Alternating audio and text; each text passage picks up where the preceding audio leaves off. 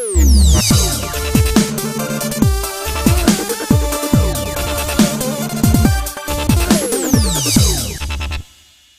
to HiveMind. This is the speaker. I'm here today with my two co-hosts, the Sharp Edge and Corey Lynn. We're going with Lynn today. How you guys doing? Doing good. Corey Lynn of Corey's Dig, so people don't get confused. Okay, all right. Okay, all right. We'll work on that. Take it easy. Oh man. We got a few things to touch on this week. Well, first the two shootings. We'll get into the El Paso, Texas shooting, killing 22 people, and the Dayton, Ohio shooting, killing 10 people, which is pretty sad. Terrible. Totally changed the news cycle. We'll also talk a little bit about H1veM1nd, domain being taken down by Cloudflare, and also we'll get into Corey's new dig, which is Jeffrey Epstein's Comms and Elite School. I think I got that right. It's St. Thomas Network. St. Thomas Network. Network. Okay, and we'll get into that. So first we'll get into a bit about the H1veM1nd thing. That's pretty bad for free speech in general, with big companies doing stuff like that, and especially considering we don't know if the manifesto is his, that was posted on there, but it was definitely not posted by him. Yeah, so the guy that shot up the place, he posted on Instagram. That's where he posted before he went on the shooting spree. And then afterwards, the manifesto was posted on H1veM1nd. The owner of H1veM1nd is claiming that we know that it was not the shooter who posted the manifesto because he was in custody at that point. But we don't know. It could have still been his manifesto. We just don't know that for sure at this point. Yeah, I got to tell you guys, as you guys know, I've got, a couple hundred hours into this huge network, which is going to publish the same day we post this podcast. Yay.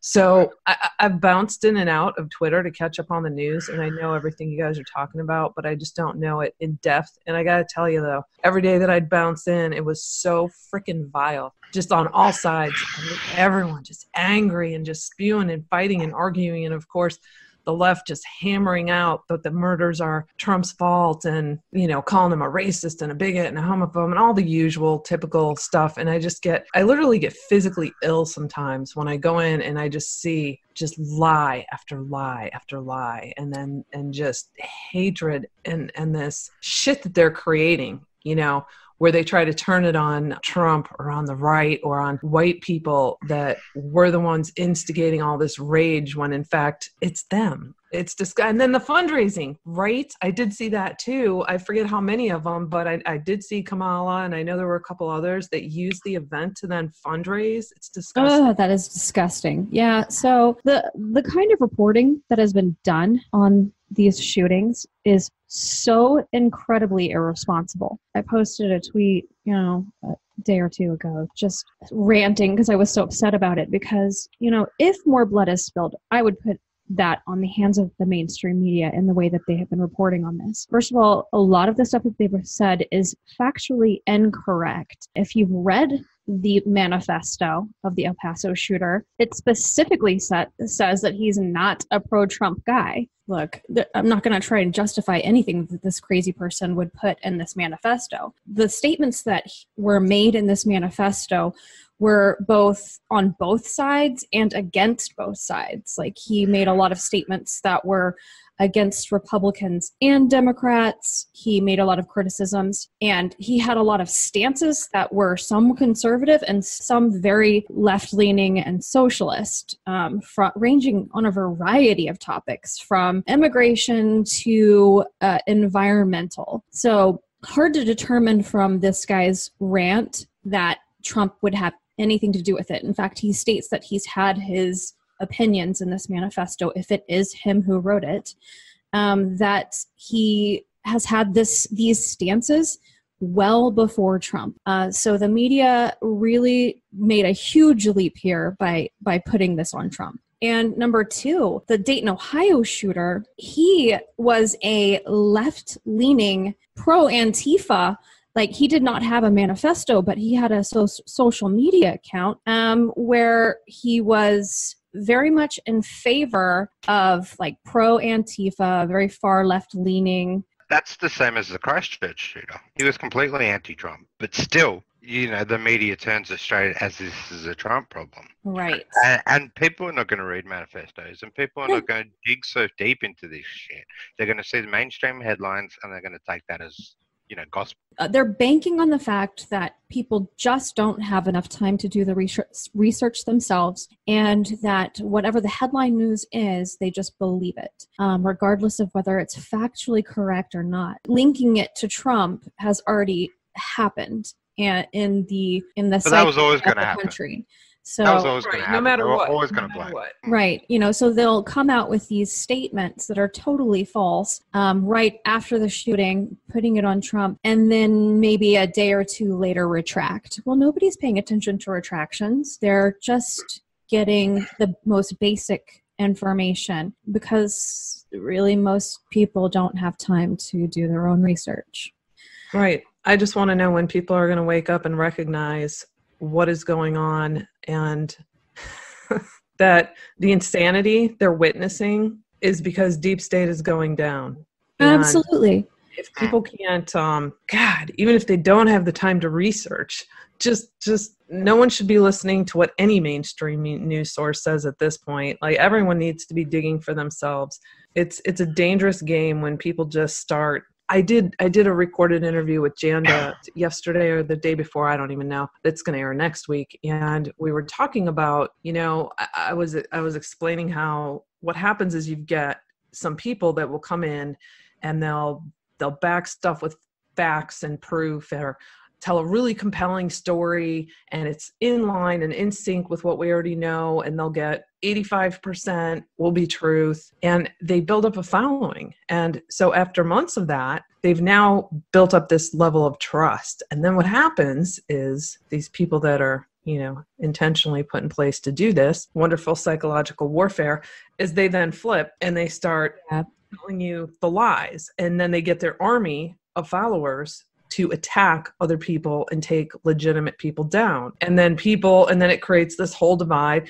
And here's the big thing that people need to watch out for. When those people stop providing the truth and start spewing it as though it's fact, or, and people think that their opinion is top caliber now because look at all this proof they've provided for the last 8 months. So now I'm going to trust everything that comes out of this person's mouth. Red flag right there. Mm-hmm. If they stop providing legitimate proof, or if they're providing stuff where you can clearly see they're twisting it, then they've completely infiltrated the system, and this was a setup out the gate. Well, isn't it just so convenient that we're not talking about Ilhan Omar and her committing fraud, and we're not talking about Elijah Cummings and $16 billion that's missing out of the rat-infested district that he is in charge of. We're not talking about Epstein and the court case that's going to expose a lot of politicians and other people. It's just so convenient that we're not talking about any of that anymore. And now we're talking about how Trump's a racist because some psychotic guy posted on Instagram, not 8chan, but then later a manifesto was posted on 8chan, and it doesn't even implicate Trump. But now we're talking. All we're talking about is gun control, as per usual. Yes, and red flag laws. So now we're preemptively determining. We're basically legislating people's thoughts. So so we think this person is going to be a problem. So now we have to take away their guns. They haven't done anything yet. It's a real slippery slope when you can judge people on a couple of social media posts or something like that, and a report of that can get someone to come to your house, and search your house, or totally violate your privacy in every way because of something you posted. So, like, this is the shit that we're seeing in England at the moment on hate speech and shit like that. And this is a real slippery slope. Is this the red flag law you're talking about? Yeah, that's You have to educate me on this. I haven't had a chance to read up on that yet. Well, there's several states that currently have a quote unquote red flag law, but they're all different names. Like, for example, Oregon, Washington, Maryland, and Vermont use the extreme risk protection orders. Florida uses risk protection orders. California uses gun violence restraining orders, and Connecticut uses risk warrants. But these are all forms of red flag laws. And other states are looking into doing similar. Basically, if police or family members see some sort of red flag of someone who possesses a gun, then they can send this information. A judge would look at it to determine if it's a situation where they would take action of removing that person's gun. Interesting. Yeah, so it really starts bordering there on, what is a red flag and who determines what is a red flag. And you have to look at the history of these states who have already had red flag laws, and does it actually work? But you just have to look at, how effective they are. Right. Yeah, it's real, like that the speech that Trump did after that, as much as I love the man, it wasn't very good, honestly, when it came to like video games and shit like that. I guess it was some strategic in a way, or whether he's buying time or what. I don't think that was a good look for him, but that's okay. Do you know what I mean? Like, we all make mistakes. I missed it. Sure, I'm sure he's under a lot of stress and pressure. And you know what? You don't need to agree with something all the time, even though you support the person or you support the situation, and that's okay. Yeah, that was one of his worst sort of deliveries after sort of that, but I'm sure he will bounce back. I think he upset a lot of people, of his base, 2A supporters with those statements. But I think Trump has always been very pragmatic, not dogmatic, and I think he does a lot of things that may sometimes upset his base, but I think he's in it for the long game, trying to play his cards right. So that may have just been a strategic move for. Yeah, that's kind of how I was looking at it. Either strategic, either was trying to buy time. Yeah. And it's a hard situation to deal with, man. Especially when you got half these left-leaning media coming at you, like you were the one that just killed 30 people. Right. You know what I mean? That can't be easy. Right. And it's a tough situation, and the news cycle is just awful right now, man. It's really hard. It is. It's what hard. we do right now, because it's just a tough time for us. But, we just do our own thing and try to stay positive. It's just kind of tough right now. People are feeling low, feeling kind of defeated right now because of the news cycle, how we have been portrayed, all Trump supporters basically feel like we're being portrayed as racist, white nationalists, extremists, all of these things that we're not. And our free speech is being attacked. Our Second Amendment is being attacked. It's just a tough time. Yeah. But you just gotta keep it together, stay positive, and like I always say with like what we do is lose yourself in your own things sometimes. Like, sometimes it's okay to take a break from social media and get away from the cycle. Corey is a master of this. that gets away and just gets deep into her work and creates something from her own point of view. And I encourage everyone to do that. So create something of your own, or do a dig of your own, and if you have to, get away from the cycle for a while. That's what I've been doing too. I really have not been immersed in the Twitter sphere as much as I usually am, because of the news cycle being dominated the way it is with this narrative. So I've just been doing my own thing and staying positive and staying in research and staying focused on the goal, and not getting swayed by all that negativity.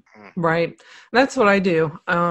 Mainly because my digs are so time intensive. If I don't stay focused on them, I'll never get it done. But I also try to pump out some articles every now and then of, inspiration and encouragement, try to keep people, provide a little balance there through all this darkness coming out. Yeah. That's the same what we try to do.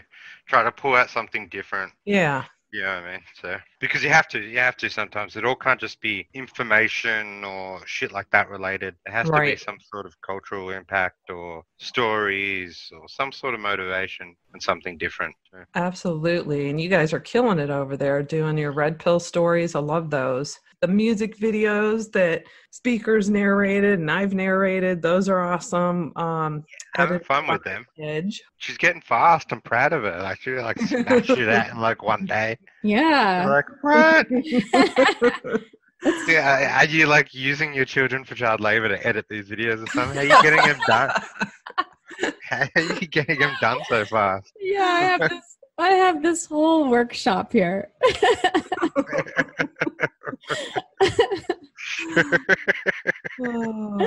No, it's so good. I enjoy it. I enjoy the video editing side of things. It's fun. Yeah, it's good to mix it up. It's my creative outlet. Yep. Hopefully we'll get faster in the long run. Yeah. Hopefully I can smash out more than 2 vids a week. Oh well, we're busy, so We're trying. I know, right? We're trying. And we all gotta like operate from different parts of the world. So that's never easy, but we're doing it pretty all right. I get the arse end of the stick. Yeah. Yep, I was just gonna say that. Right? 5:30 in the morning. I have to talk shit. Start my day with this shit. Oh, God. Shit. Let's talk a bit about your dig now, Corey. You've been working pretty hard on it.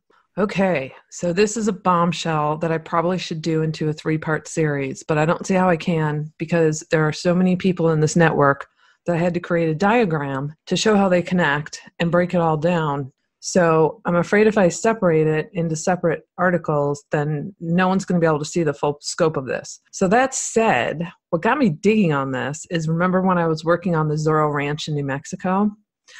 I was looking into Cypress Inc. and the address it was going to, which wasn't really coming up with much in Google Maps. And so that was a little perplexing. So I start looking at his other companies, and then I'm running the address, and I come across this CPA. So I later figure out, okay, I think B3 is a dock and a slip. And then, lo and behold, Bloomberg puts out that article about Andrew Farkas being, in a partnership with Jeffrey Epstein, 50-50 on the marina there, American Yacht Harbor.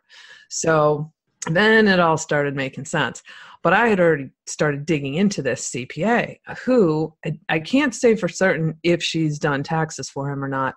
However, she did set up some private comms for him. So there's, I trace this down. I have all the links in the report. I have lots of images in this report as well. Private comms. Can you be more specific? Oh yeah, I'm going to get into that. Okay. But this actually focuses around this elite private school that sits on 27 acres in St. Thomas. And the marina I'm talking about sits in the Red Hook area in Vesa Bay, which is at the southeast end of St. Thomas. So there's all these women on the board of Antilles School. And I start running through all these people and seeing these cross connections. And of course, this particular CPA is one that is on the board of Antilles School. So that's kind of my central focus, is branching out from that school. But I found tons of gold nuggets along the way while doing that. So this particular person, the CPA, is Jean Brennan Weibrecht. And she's also listed in Epstein's Black Book.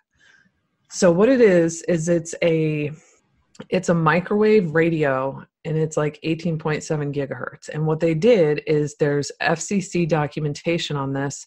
And I'm sure that this has been buried because I haven't seen anyone report on this company. They called it VT&T LLC. And so the attention goes to Gene Brennan and to his address, the famous 6100 Red Hook Quarter B3, which is the boat dock and slip in the marina there.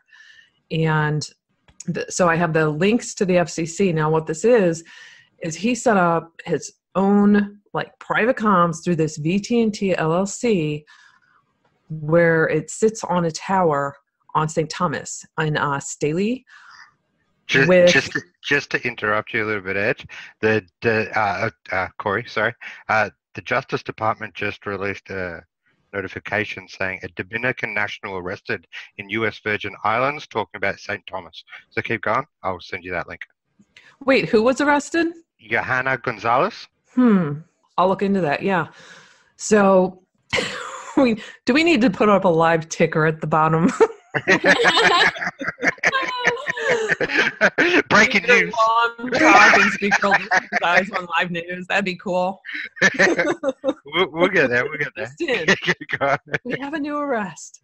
So that would actually be kind of fun. Like keep tabs on arrests while we're talking. So yeah. So anyway, so this is so much like, you know, when you're driving down the road and you see the big cell towers and you see like all the different dishes on there and you've got AT&T and Verizon and, you know, all your big names, they each have their little locations on there. So that's basically what this is. And it sits on this tower and they had to go through, they call it like a survey where they set it up, they test it. It's like this whole test process they go through to make sure there's no interference with the others that share that tower. So now that pings to none other than Little St. James. And on Little St. James, then they have the reverse signal going back. And when you pin it on a map, and they have the latitude and longitude on here, so you can clearly see the tower on St. Thomas. But when you go to Little St. James, it's kind of curious because you know where the tennis court sits, right next to the sundial? Well, it's pinning it as though it's right there next to the tennis courts, only by satellite, there's nothing visible. So I would have to probably go through, who's the dude who sent the drone in with all the video footage, you know? Rusty Shackelford. Yeah. I'd have to go in and like scan those and see if anything shows up on those. But I personally think what they did is they got this FCC license. They had the tower in place and everything. I mean, we're talking from the kind of the middle of St. Thomas, the southern end, all the way over to Little St. James. And if they set it up, kind of like, you know, when you have a building inspector come over and you're not supposed to have a kitchen, only a kitchenette, and you get the approval and the codes and everything passed, and then as soon as they leave, you install that oven. I kind of feel like it's like that, where they had the tower set up and they had their official approval, and then they changed the comms on that end. And they made it more camouflaged. Now, whether that's configured into part of that sundial or under the, you know, near the tennis courts, I don't know. It's a mystery, but I found it a fascinating little find. I want to clarify. So basically we have confirmation that there are private comms that are pinging to this particular GPS location, from which I'm looking at the photo right now. Looks like there's nothing there, so it must be camouflaged, but it's kind of to the northwest corner of the sundial and the tennis court on Little St. James. Exactly. And they got this. The one that's covered up by Google, the tennis court, that looks all weird. Yes. Mm-hmm. And they got this in October 17th, 2014. And it's effective. The license is good through 2024, I believe. So I found that very interesting. Now that's just like a fun little side find while I was digging through this. The folks on this board, okay, so this school, now Gene, the one who set that up for him, is also on the Antilles School Board, along with Cecil DeJong, which is the former First Lady to Governor John DeJong, who has a criminal history. And Cecil is also on the board of Antilles School, and she was Jeffrey Epstein's office manager for his Southern Trust Company. And then we have several other ladies on there. We have Pamela Burkowski, which is a name probably no one's heard of before. She's a Clinton appointee. So he appointed her to serve as the Assistant Chief of Staff to Secretary of Defense William S. Cohen. And I have her background in here. It's pretty darn extensive with, it really reminds me of Yolanda Jones King in the report I did on Zorro Ranch. You know, very similar background, high-level defense, military, Navy. She eventually went on to serve for Governor DeJong until she was ousted in this scandal that was going on that got reported on, where her and her husband, Adam Shapiro, that's a really interesting character in this, where he had started this company and she was trying to kind of slide through and get him all these tax breaks. And when she was ousted on this, she abruptly resigned. That said, she's on the school board. Her husband, Adam Shapiro, is a medical doctor. And sorry, my dog distracted me there. Totally lost my train of thought. So Adam Shapiro, her husband. So Adam Shapiro. Oh, wait. Before I get on to him, though, I just want to say, you got to go in and read this woman's background. I mean, we're talking DOD, working for Secretary of Defense. Always the wives, dude. On Council on Foreign Relations. She's involved in a lot of things here, and she also served on the board of the Community Foundation of the Virgin Islands, which is deeply tied to the Clintons. That's the other thing with this report. A lot of this is connected to Epstein, and a lot of it is connected to the Clintons. So we have I have this web, and there's literally about a half a dozen organizations plus the school, plus about 10 people in here.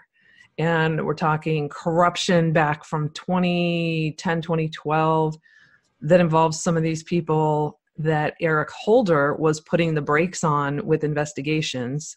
So that's a big part of this report too, just to show, kind of the criminal background of some of these individuals. And so Burkowski is married to Adam Shapiro, and he owns a lot. So he has the Aerospace Medical Sleep Consultants, which, of course, Pamela runs with him. And this one was a huge red flag for me, because I start looking at who they work with, and it's pretty much every arm of the military, And supposedly, allegedly, the Aerospace Medical Sleep Consultants deals with aviation pilots. Totally blanking. Sleep disorders? I don't know. Come on, Corey, get your shit together. There's so much information. 33 pages long. There's so many details. So this dude's background is 14 years of college in biochemistry from Cornell, an MD from George Washington University, 4 years at Albany Medical College for a word I can't even pronounce that has to do with, head, neck, surgery, ear, nose, and throat, and yada, yada, yada. So this dude starts this medical sleep consultants thing in 2015, which I think is nothing more than a front and a cover for all these high officials coming in and out. And then he's a head and neck plastic surgeon. He founded the Virgin Islands Ear, Nose, and Throat PC, which has offices in St. Thomas and St. Croix. He founded the Virgin Islands Facial Plastic Surgery, the Allergy Center, which apparently has a laboratory where they're running tests on God knows what, and the Virgin Islands Hearing and Balance Center. Now, allegedly, he also is a professor. He also works out of this hospital. He's also a pilot, and the whole background's very interesting on that. This dude has a medical license, not just in the U.S. Virgin Islands, but in California, the District of Columbia, Florida, New York, Pennsylvania, and Virginia, and has this temporary license that runs from March 2018 through November 2019 in Arkansas. What the hell is that? So there's no way. Okay, when I was doing my interview with Janda, Dr. Dave Janda, he was saying there's absolutely no way. I mean, he's a doctor. He's been on many boards and associations, and he knows what it's like to run in all these different circles. And he said there's no way possible this guy is director and running all these facilities, and plus flying out to these other states, and he doesn't even have facilities in these other states, with exception of one in Florida. So, and Edge, I asked Edge to look up for me the medical board, the Arkansas Medical Board, to see what the stipulations were for getting a temporary license. And basically, we discovered that They say the physician must practice medicine in an area of critical medical shortage in Arkansas. So what they're saying is then either his background in sleep disorders or plastic surgery or ear, nose, and throat would have to be considered an area of medical shortage in Arkansas in order for them to issue this. And I highly doubt that's the case. So that's sketchy at best. This guy has a pilot license. He was an aircraft commander and former assistant district flight safety officer with the U.S. Coast Guard Auxiliary. He has several certifications dating back to, of course, 1993, those magic years when Billy Boy became president. And so he's pilot for like a single rating engine, both land and sea, plus multiple engine land. And in 2015 got his certification as an airline transport pilot. So Mr. Shapiro's been busy. Right? He's a very busy boy. You should see, I have a link in here where it goes to one of his facilities. I didn't want to pull from like LinkedIn or articles, or this is in his own words, like his own resume that is a friggin' mile long. So anyone can go in and, review this background and go ahead, try and tell me I'm crazy with this. So these people, now he is friends with all these ladies that are on the board of this Antilles school. Okay. So just keep in mind, these people are all connected in here that with direct ties through either Epstein or the Clintons, or in some cases both. And even Barack Obama makes a presence in this report here. We have Marjorie Rowles Roberts, otherwise known as the bundler for Barack Obama. And she is in St. Thomas. Now, she comes from London and DC law firm. She served as an attorney advisor to the U.S. Treasury Department of Tax Policy in DC.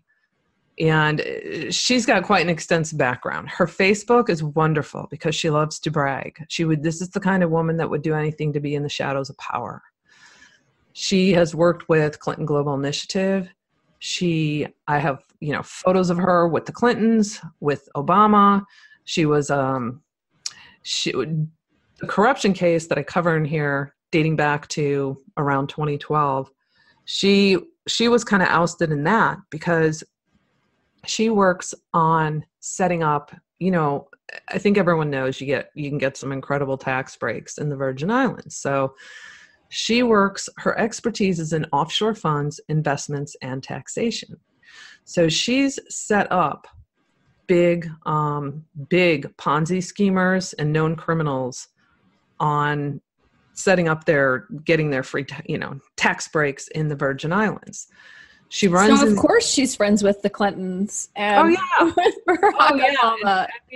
It's funny because in one of her posts on Facebook, I was kind of giggling while I was reading it because she was raving about this Hillary Clinton bracelet she wore, and she couldn't wait to show it to Bill, and just so in 2012 for Barack Obama's reelection, she was pledging to raise between $100,000 and $200,000 for what she considers the greatest president.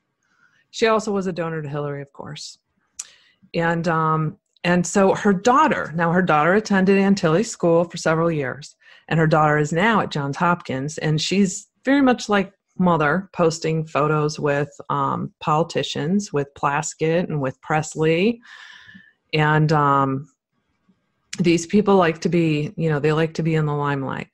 So she was on the board of Antilles School. She was also on the board of the Community Foundation for the Virgin Islands, which extensively works with the Clintons. And she did work with the Clinton Global Initiative to the point where they included her name in one of their press releases, thanking her. And then she has this great one on here that says, I was walking on Megan's Bay and ran into Governor Bill Richardson, who I've gotten to know well over the past few years. And she's got a picture with him. And this happened to be the week where the new governor, Brian, was inaugurated. This was January of this year. Well, Bill Richardson is in my Zorro Ranch. He was former governor of New Mexico. He's in my Zorro Ranch report. I'm like, God, this woman's really tied in. I mean, she just looks like, just some regular mom out there. And what a coincidence. Yeah. So, and it's important for people to, there are several, no names in here. People need to understand that these are the people, these are the taskers. They carry out the tasks that these, deep state elite need carried out. And so it may look like the mom next door or, just a regular tax accountant or attorney, and they're actually the ones, carrying out a lot of these efforts here. So it's important to break these networks apart, because if you just take out the top guy and you still have this whole structure in place, a new top guy could come in and he's already got his crew. So just moving along, I'll like brisk through these. Erica Kellerhouse, she is also on, she was listed as the secretary on Jeffrey Epstein's Gratitude America LTD Foundation. She's also on the board of Antilles School. And Claire Starkey, not only on the board of Antilles School, but on the board of the Community Foundation of the Virgin Islands. She owns FinTrack Inc., which is a company that was founded in 1990. And they work in the same countries as the Clinton Global Initiative. And that crap all ties together too. There's ties to USAID in there. We've got another gal in here that has ties to, she used to work for, in Kirsten Gillibrand's Senate office. And she works for Catch a Fire, which is another nonprofit that works with the Clintons. And the Antilles School, I almost feel like going in and doing a whole separate report on this, because I think what we have here is a school that was set up intentionally for a few things. One, I believe it's a grooming school for the elite. First off, they have an attendance of about 500 students, on any given year. It starts at toddlers, and the toddler fee starts at $10,900 a year, and it goes up through high school, and then they prep them for college. And so grades 9 through 12 are at $20,475 per year. And I've got a girl in here who has 3 kids going. I mean, Jesus, like $60,000 a year. So I believe it's grooming them for positions of power that they need them in. And I also think it's a big pay-to-play scheme. It's like this club of these individuals that work for one another, help one another, and carry out nefarious actions. Didn't you say that Epstein's attorney is a graduate from Antilles? Yeah, Paul Hoffman was one of the original 13 students, which is telling. And it was founded by a teacher who had a teaching degree from New York University. So again, we pull New York over here. There's a lot of these people I'm talking about have backgrounds coming from New York as well. Corey, just a side note, it kind of reminds me creepily of the H1veM1st, that the school that they had going for children, where it was a really high entry and celebs and political figures, etc., wanted to be a part of it. But really, it just seemed like a front, number one, and two, a way of, like you said, grooming and brainwashing. Right. Absolutely. Yeah. And, they all proudly have each building in there on the campus is named after some family. And we have Michael Pawansky. I don't know if I'm saying that right. He was one of the original 13. His mother helped founded it. And their family background, holy cow, with political positions and a publishing house in St. Thomas and Rome. I really got to dive back into this. But I wanted to just kind of give,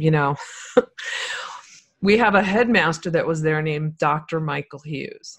And he served there for several years before going to Bethesda Academy in Maryland. We all knew that the elite, including Barack Obama, send their kids over to Bethesda. And he formerly was in a leadership and academic positions at West Point. So, I mean, the more I dive into this... Excuse me. Bless you. I'm battling a cold. Sorry. No problem. So basically I have this, I break all these people down. I show their connections to Epstein, who also, by the way, through his Southern Trust Company, had donated to Antilles School, in addition to being connected to several women on the board there. And then I get into the corruption case that had gone on, back in 2012, and where Eric Holder was at the reins and put the brakes on the arrest teams. They had sealed indictments and everything in place. This went up through legislators, all the way up through Governor DeJong, if I'm even saying that right, and his attorney general. It surrounded like telecommunication companies, and yeah. Yeah. My brain just like the wheels just locked up. That's all right. We got your report coming out tomorrow anyway. Yes, tomorrow morning, and it is a doozy. There's a lot of key people in here, so I really want to hear more about these comms, these private comms. That sounds like a really interesting topic. Well, one interesting tidbit I didn't mention is the equipment was by DragonWave Inc., and I have the model number on here and everything. And just doing a real quick glance at them, just 2 years after this installation, they all of a sudden saw this huge spike in the stock market. It literally was like from 50 cents up to $4 in one day. It was crazy.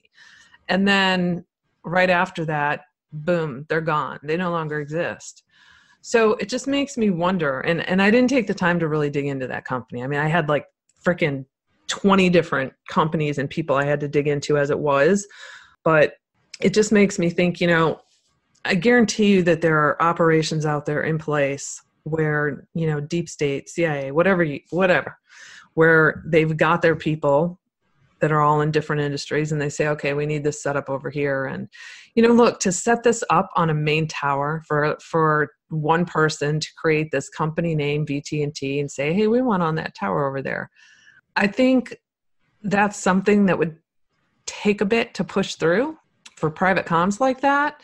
So you figure they got to know some people, and I just wonder if DragonWave was an ongoing company or not, or if it was just established for purposes to carry out something like this, and then they close their doors. Right. I don't know, because I haven't looked into them, but I'm sure that happens with some of these operations. Well, this is interesting. So your report's coming out on Friday, which is the same day that we're going to release this, and it's going to have just a real breakdown of this web that comes from St. Thomas. There are Haiti connections in here as well. I mean, there's so much. I can't possibly spit all of this out in a single podcast. There's so many connections in here. It's going to break down really the web that's going on in St. Thomas and how they're all connected either to Epstein, Clinton's, or even Obama. Right. And high-level military. High-level military, and also this school. Oh, yeah. That's the big focus for me. Okay, well, we're looking forward to reading it. I'm looking forward to publishing it so I can start digging into the next thing I want to dig into. You girls are machines. You guys ready to wrap this up? Let's wrap it. Sure. All right, guys. Thanks for joining us. Feel free to share, like, and subscribe. Visit our websites. All the information will be in the description below. We'll see you back next time right here on Hive Mind. You didn't say click the bell. Click the bell! leave that in. Okay. Yeah. All right. You should.